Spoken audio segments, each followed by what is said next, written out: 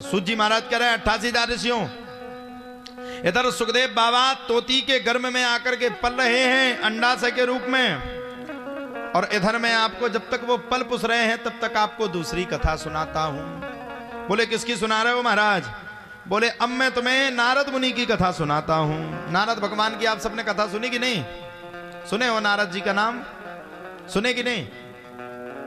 अब माताओं का मन नहीं लग रहा, तुम बताओ भैया विपक्षियों सुनी कि नहीं नारद जी की? जिसके घर में लड़ाई ना हो उसके घर में पक्की वाली लड़ाई जो करवा दे उन्हीं का नाम है नारद। देवताओं में सबसे खतरनाक अगर किसी की लड़ाई करवाते थे तो नारद मुनि। जिसके घर में पहुंच गए समझ लो 100% आज लड़ाई होने वाली है। एक दिन जाकर के भगवान विष्णु के घर में पहुंच गए, माता पार्वती के कान भराए, बताओ तो तुम 24 घंटे इनको इनके पैर दबाती रहती, 24 घंटे इनके हाथ पांव की सेवा करती हुई, ये सोते ही रहते। दिमाग खराब हो गया, माता लक्ष्मी का लड़ पड़ी है, प्रभु मैं नहीं करूंगी अब सेवा, आप उठते ही नहीं हो। दोनों जन की इतनी लड़ाई हुई, बाद में पता चला कि ना तुम्हारी गलती ना हमारी गलती। बोले बिचौलिया कौन था? बोले नारद मुनि आए थे, उन्होंने लड़ाई करवाई। भगवान ने आदेश दे दिया भैया नारद आए तो पहले सचेत कर देना। एक दिन गए सो ब्रह्मा जी अपने पिताई के घर में लड़ाई करवा डाली। जितने वहां सेवा करने वाले थे सबके कान भर दिए। तुम लोग 24 घंटा सेवा करते हो, कभी इनने तुम्हारी बड़वाई की? 24 घंटा तुम्हें काम करवाते, कभी बड़वाई की? सबरे सेवादार बोले नारद जी ये बात तो सही है, लेकिन हम क्या कर? अरे विपक्ष में हो जाओ, लहरा दो झंडा। जैसे ब्रह्मा जी आज उन्होंने कहा भैया कमंडल उठाओ, कोई उठाने तैयार ही नहीं। उन्होंने कहा भैया आसन उठाओ, कोई उठाने तैयार नहीं। भैया भोजन दो, कोई तैयार नहीं। ब्रह्मा जी का दिमाग खराब, आज पूरे सेवादारों का दिमाग खराब हो गया है। ये क्या, ये कैसे हो गया? पूरे सेवादार गड़बड़ है गए? ऐसा तो हो ही नहीं सकता। पूछा भैया किसने गड़बड़ किया? बोले हम सबकी आंखें नारद मुनि ने खोल दी। ब्रह्मा जी ने आदेश किया भैया नारद आवे इससे पहले सब जगह भैया ज्यादा से ज्यादा सेवादारों को खड़ा कर दो, नारद ना आ पाए। अब नारद मुनि के मन में विचार आया, मैंने हर जगह लड़ाई करवा दी, अब एक जगह अभी रह गई, वहां मैं लड़ाई करवा करके रहूंगा। किसकी? पूछो, बताओ मैया किसकी? अब नारद मुनि का एक ही दिमाग पे था, अब लड़ाई किसके यहां करवानी थी? भोलेनाथ के यहां। अब सुनो मैया, भोलेनाथ के भी दो स्वरूप हैं। एक भोलेनाथ, जब तक वे भोले हैं तब तक ध्यान रखना कुछ भी नहीं कहेंगे, खूब सुना लो तो। लेकिन दूसरा नाम है त्रिलोकीनाथ। अगर तीसरा नेत्र अगर भोलेनाथ का खुल गया तो ध्यान रखना पूरी पृथ्वी लोक को पष्ट करके भोलेनाथ बिल्कुल बर्बाद कर देंगे। नारद मुनि चल पड़े, चलो भोले बाबा के यहां चलते हैं, वहीं लड़ाई करवाएंगे, अच्छी पक्की वाली लड़ाई करवाएंगे, खूब लड़ाई करवाएंगे। चल पड़े नारद मुनि, और चले जैसे ही सो कैलाश पर्वत की ओट में जाकर के छिप गए कि जब भोले बाबा भगेंगे तभी करवाएंगे, अगर पहले करवा दी तो गड़बड़ी है जाएगी। अब भैया जब इतना सब कुछ हुआ तब तो भैया चल पड़े, और जैसे ही नारद मुनि भोले बाबा का जैसे ही तपस्या पूर्ण हुई तो भोले बाबा ने अपना त्रिशूल उठाया, और त्रिशूल उठा करके भोलेनाथ कहां चल पड़े? बोले त्रिशूल उठा करके भोलेनाथ तदंतर कालीन एक सांस में बड़े प्रेम के साथ भोलेनाथ उठे, उठ करके भगवान विष्णु के द्वार पर पहुंच गए। नारद मुनि को मिला मौका, सो तुरंत अंदर एंट्री कर गए। एंट्री होती है एंट्री, एंट्री इंग्लिश सीख रहे हैं भाई हम, एंट्री। लेकिन इंग्लिश सीख के फायदा क्या? तुम लोगों ने सीखी, कोई फायदा मिला? नौकरी तो लगी नहीं। संस्कृत सीखने में देखो कितना फायदा है, हम व्यास बन गए। इंग्लिश कौन कौन जानता है? जो जानती हुई वे कर लेने चाहिए, पता नहीं की हुटिंग कस दे। अच्छा कल से हमसे सबरे डर गए, हम पता नहीं किसका मजाक उड़ा दें तो आदमी बच के रह रहा है, भैया बाबा किसी का नाम ना ले ले। तो नारद मुनि अंदर पहुंच गए। जैसे नारद मुनि पहुंचे, और नारद मुनि को जैसे ही मैया ने देखा, पार्वती मैया ने तुरंत कहा नारायणं नमस्कृत्य नरं चैव नरोत्तमं देवीं सरस्वतीं व्यासं ततो जय मुदी रहे। नारद मुनि को देख करके माता पार्वती बड़ी भारी प्रसन्न हुई। और जब नारद मुनि को देख करके माता पार्वती बड़ी भारी प्रसन्न हुई, तब तो प्यारे कहा जाता है, नारद मुनि से माता पार्वती ने पूछा, प्रभु क्या बात है, बड़े दिनों के बाद आप आए, और बड़े दिनों के बाद आपके आने के कारण को सुनकर के मैं भी बड़ी भारी प्रसन्न हूं। लेकिन प्रभु मैं पूछना चाहती हूं, इतने दिनों के बाद आपका आगमन क्यों हुआ? इतने दिनों के बाद आप क्यों आए, बताओ तो सही। नारद मुनि बोले, अब देखो मैया, बताता तो मैं कम हूं, आजकल मैं किसी के दरवाजे जाता नहीं हूं, कम जाता हूं। पूछो क्यों प्रभु, क्यों कम जाते हो?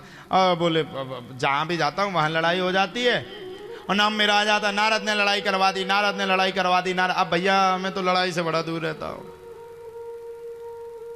लड़ाई से तो मेरा कोई दूर दूर तक भी कोई भी नाता नहीं भैया, मैं दूर रहता। मैया ने पूछा, यहां क्यों नहीं आए?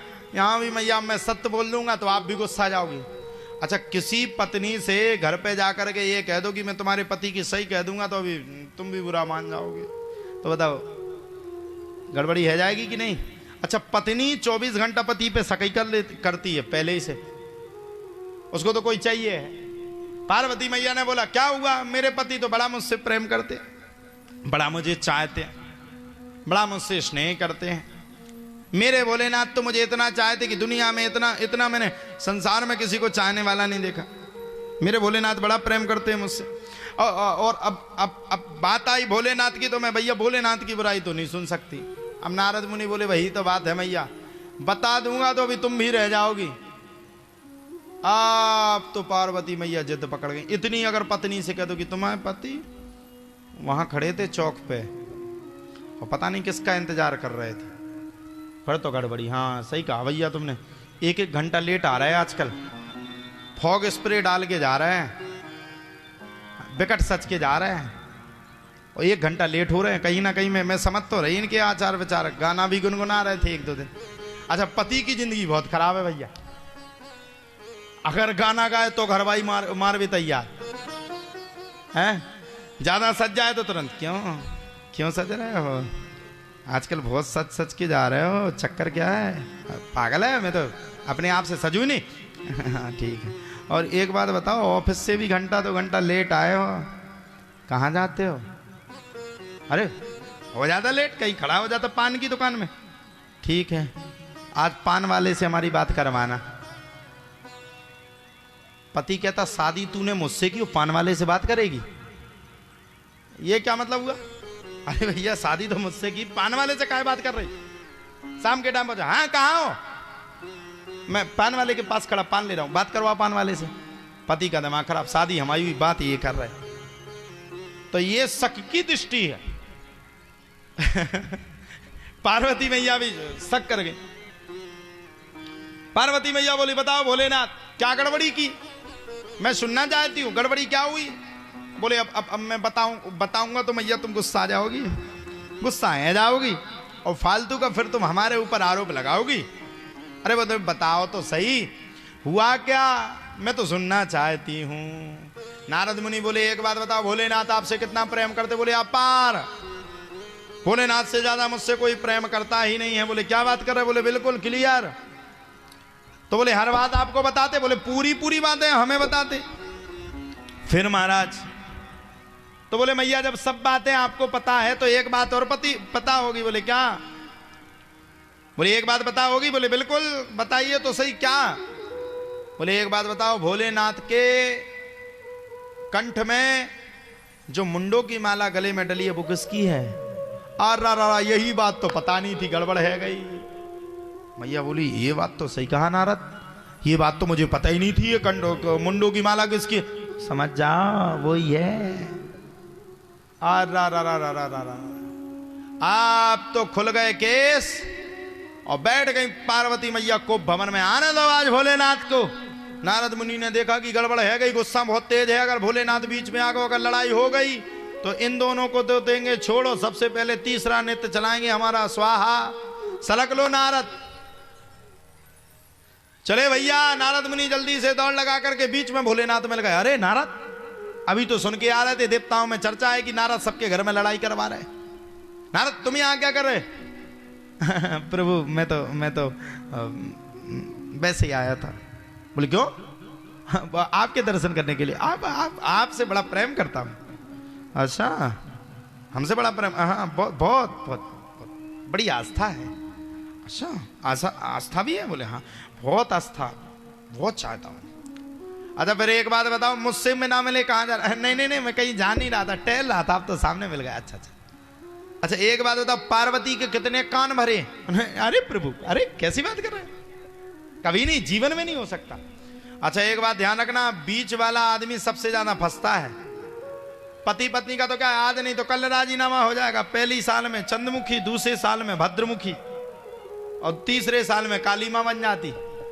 आज नहीं तो कल उनका तो राजीनामा होगा, बीच वाला फंस जाएगा। बोले बाबा, बोले ध्यान रखना, अगर किसी भी प्रकार से कोई लड़ाई हो गई मेरी और पार्वती की, तो तुम्हें छोड़ूंगा नहीं। नारद मुनि अंदर ही मुस्कुराए, पहुंचो तो व्यवस्था पहले ही से करके आया हूं तुम्हारे लिए, अर्जेंट में की है। और देवताओं में तुम्हारा बड़ा हल्ला मचा हुआ है नारद, बड़ी लड़ाई करवाते हो। नहीं भगवान, कैसी बात कर रहे हो?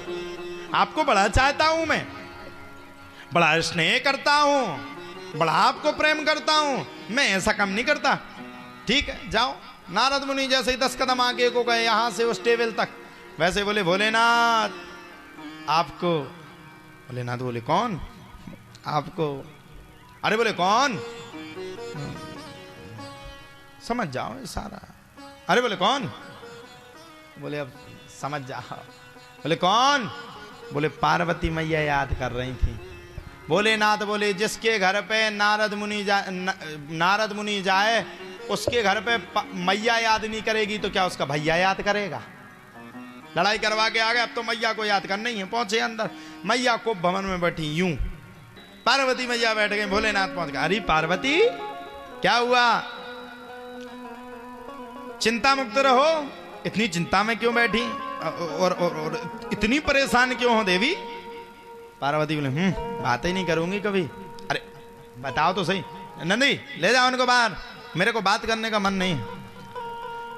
हर पत्नी हर पति से यही कहती है। और एक और फेमस कॉमन डायलॉग है माताओं का, हम ही हैं जो इस घर में टिक गए,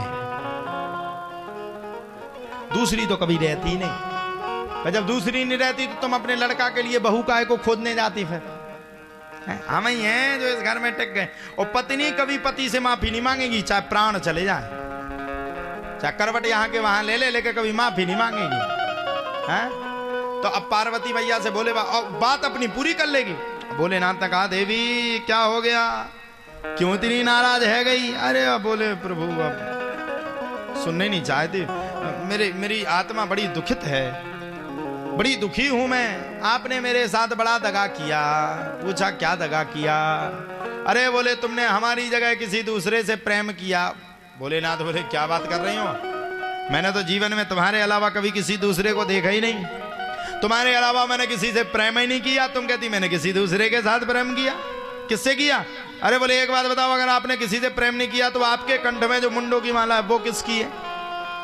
बोले बाबा, बोले दैत्य का।